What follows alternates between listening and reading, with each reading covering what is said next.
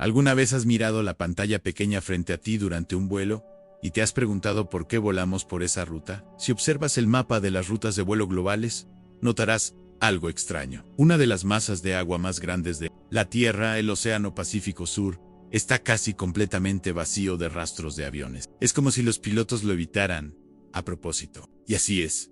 Hoy te voy a mostrar por qué esta enorme extensión de nuestro planeta se ha convertido en la tierra de nadie más grande de la aviación. Lo que estás viendo no se trata solo de conveniencia, o incluso de ahorrar combustible. Se trata de supervivencia, porque cuando vuelas sobre el Pacífico Sur, te comprometes a uno de los viajes más aislados de la Tierra, donde la opción de aterrizaje de emergencia más cercana podría estar a más de 3 horas de distancia.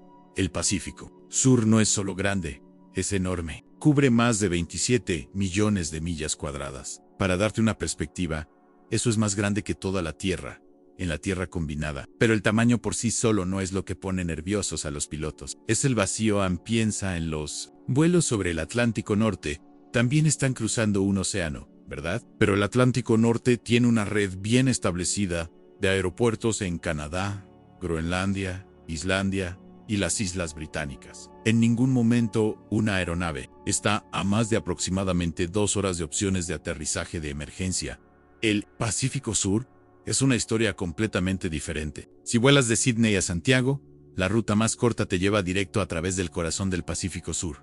Pero hacerlo significa volar miles de millas sin una sola opción adecuada de aterrizaje de emergencia y eso nos lleva a nuestra primera razón principal por la que los vuelos comerciales evitan el Pacífico Sur, las normas de operaciones de alcance extendido para motores gemelos. Los pilotos tienen su propia definición no oficial. Los motores funcionan o los pasajeros nadan. Así es como funciona. Cada aeronave de motor gemelo está certificada para volar una cierta distancia desde el aeropuerto adecuado más cercano. Esto se mide en minutos, no en millas, porque lo que importa es cuánto tiempo puedes permanecer en el aire. Si un motor falla en los primeros jets de motor gemelo solo estaban certificados para 60 minutos desde el aeropuerto más cercano. Eso es apenas suficiente para cruzar el Canal de la Mancha. Las aeronaves modernas de hoy, como el Boeing 787 o el Airbus 350, pueden alcanzar hasta 370 minutos. Eso es más de 6 horas con un solo motor, pero incluso con esas calificaciones extendidas, el Pacífico Sur presenta un desafío que empuja estas normas a sus límites. Te podrías estar preguntando, ¿qué pasa con los aviones de 4 motores, como el Boeing 747 o el Airbus 380? No están restringidos por estas normas, ¿verdad? Eso es técnicamente cierto. Las aeronaves de 4 motores teóricamente pueden volar a cualquier lugar. Pero aquí está la verificación de la realidad. Incluso con 4 motores, ninguna aerolínea quiere estar a 2 horas de la pista más cercana cuando las cosas van mal.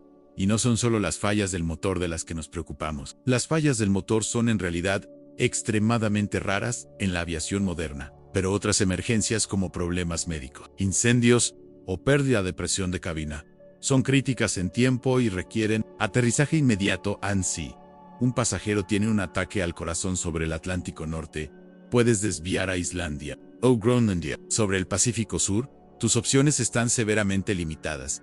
Eso nos lleva a un concepto en aviación llamado el punto de no retorno. Cuando vuelas sobre océanos vastos, los pilotos calculan este punto, después del cual, en realidad, es más rápido continuar a tu destino que regresar de donde viniste. Cruza esta línea invisible sobre el Pacífico Sur y te comprometes a horas de vuelo con redes de seguridad mínimas.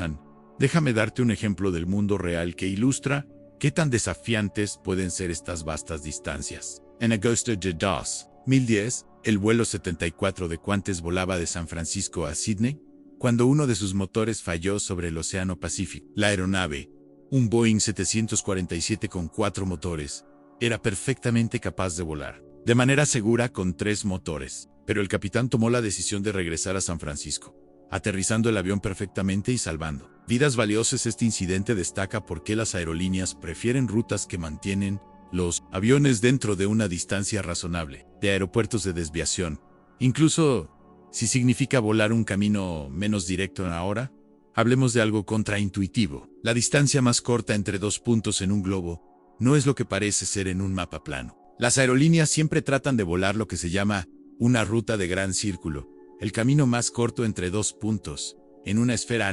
Por ejemplo, si tomaras un vuelo de Nueva York a Tokio en un mapa plano, parece que debería volar directamente al oeste a través del Pacífico, pero la ruta de Gran Círculo en realidad lleva al avión hacia arriba sobre Alaska y hacia abajo a través de Siberia. Parece un desvío significativo en un mapa plano, pero en realidad es el camino más corto cuando aplicamos esto a las rutas del Pacífico Sur. Algo interesante sucede. La ruta de Gran Círculo de Sydney a Santiago en realidad no corta a través de la parte más profunda del Pacífico Sur, se curva hacia abajo hacia la Antártida. Esto es afortunado para la aviación porque significa que la ruta más corta también mantiene las aeronaves más cerca de sitios potenciales de aterrizaje de emergencia en Nueva Zelanda y el sur de Sudamérica, pero, incluso, con esta ventaja geográfica, estas rutas aún empujan los límites de la seguridad. El Pacífico Sur no está solo vacío, también alberga algunos de los climas más impredecibles y severos del planeta. A diferencia de las áreas terrestres donde miles de estaciones meteorológicas proporcionan datos en tiempo real, vastas extensiones del Pacífico Sur tienen monitoreo meteorológico mínimo. La cobertura satelital ayuda, pero la predicción sigue siendo menos precisa que en áreas pobladas.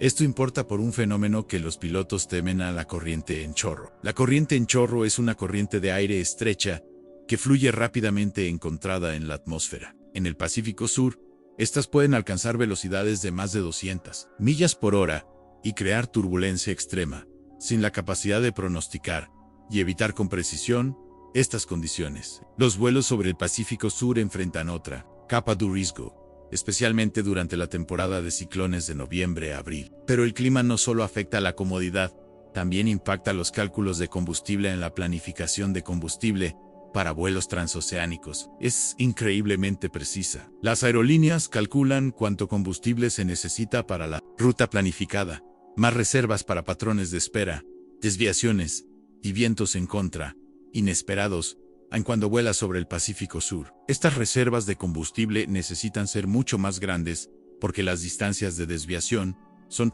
mayores. Esto significa llevar más combustible, lo que agrega peso, lo que luego requiere aún más combustible para llevar ese peso extra. Es un problema compuesto que impacta directamente los resultados de una aerolínea, un Boeing 787 completamente lleno de combustible.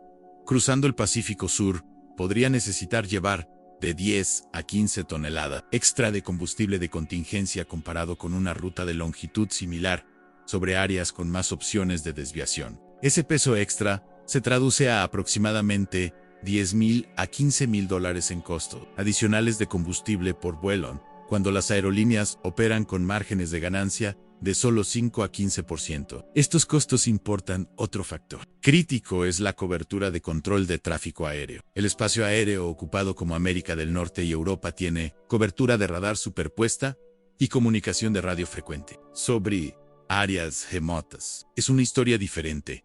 Las aeronaves a menudo están más allá del alcance del radar y se comunican a través de radio de alta frecuencia, que puede ser poco confiable, o comunicaciones satelitales. El Pacífico Sur tiene cobertura particularmente escasa. Algunas porciones tienen espacios donde la posición de la aeronave solo se reporta cada 30 minutos.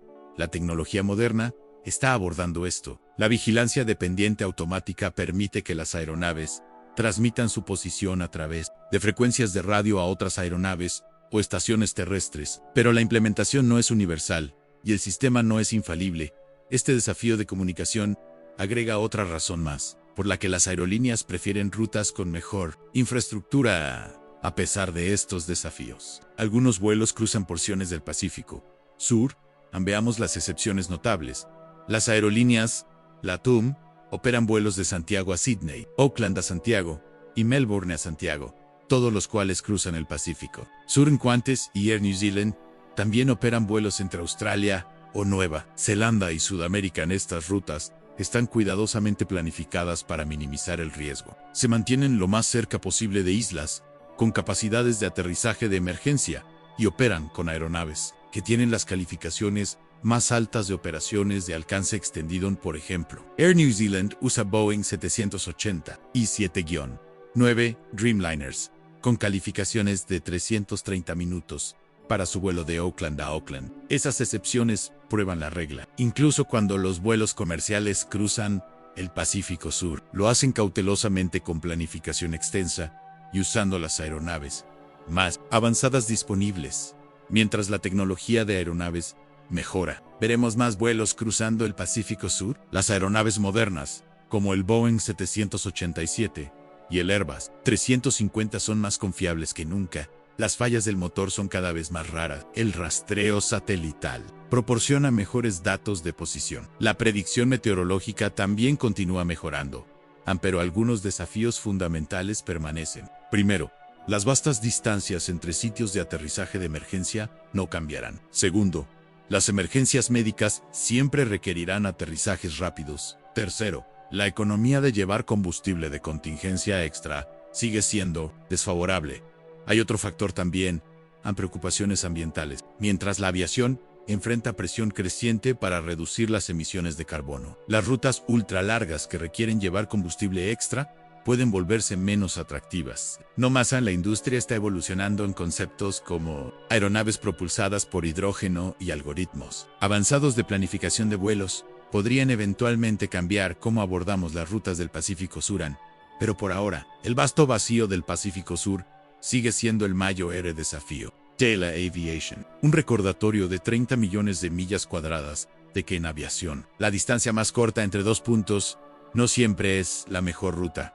Entonces, la próxima vez que estés en un vuelo y notes que tu ruta está tomando lo que parece un desvío, recuerda que no se trata solo de llegar del punto A al punto B, se trata de llegar allí de manera segura. El vacío del Pacífico Sur continúa moldeando la aviación global de maneras que la mayoría de los pasajeros nunca se dan cuenta. Es un ejemplo perfecto de que la aviación no se trata solo de volar aviones, se trata de gestionar el riesgo en uno de los ambientes más hostiles en los que los humanos operan.